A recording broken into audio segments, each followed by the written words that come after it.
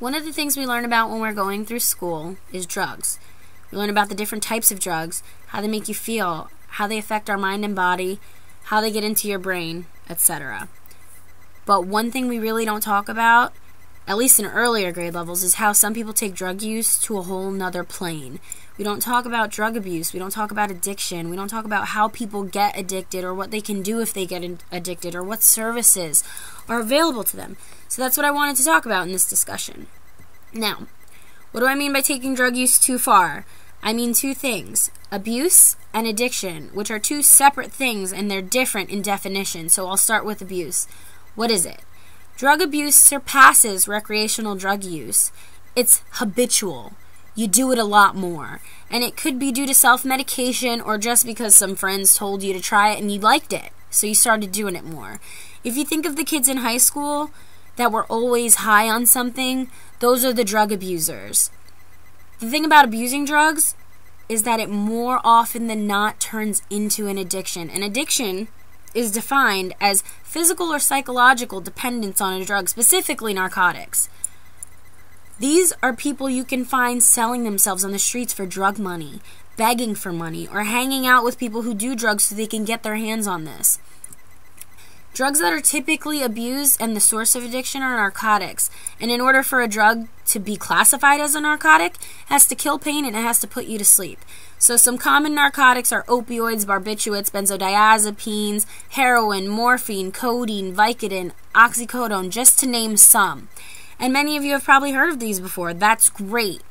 But what you probably haven't heard is how terribly addictive they can be.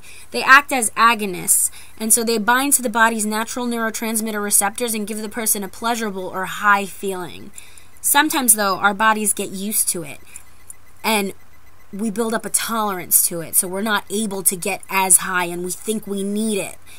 The product that you get from this drug use is an addiction that's hard to kick, and a person that's willing to do anything to get their hands on that drug and get that drug into their body and into their brain as soon as possible. There are a couple ways to spot an addiction, if you will, some warning signs. The first sign is tolerance. Your body gets used to it and you may need more to actually get the high that you want. The second sign is the use of this drug to avoid withdrawal symptoms, and these symptoms can be physical or psychological. Some of the physical include nausea, fever, tremors, insomnia, and some of the psychological include depression and anxiety. Other signs are the willingness of this person to go to great extreme lengths to get this drug, or even the money for the drug. This can mean prostitution, begging, any number of things. Few other signs include loss of control over the use of the drug. You don't enjoy things you used to enjoy. Your life revolves around it. And the last one I want to talk about, which I think is really important, is that these people are conscious that this drug use is affecting their lives negatively.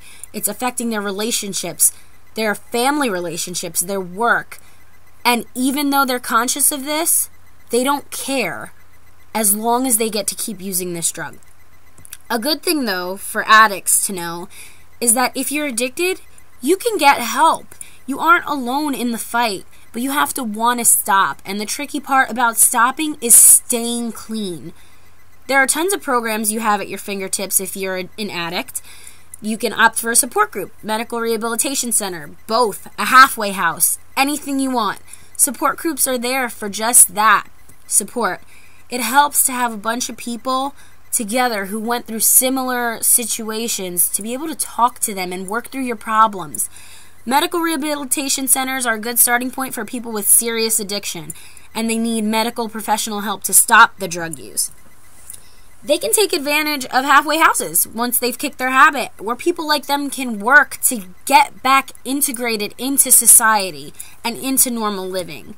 So as you can see, addiction's not a joke, because in the process of an addiction, the user can lose everything and their whole lives fall apart, and either they don't see it or they're too high to notice or care, but they'll come to, and when they do, they have to make a decision. On the bright side, there's services available to addicts.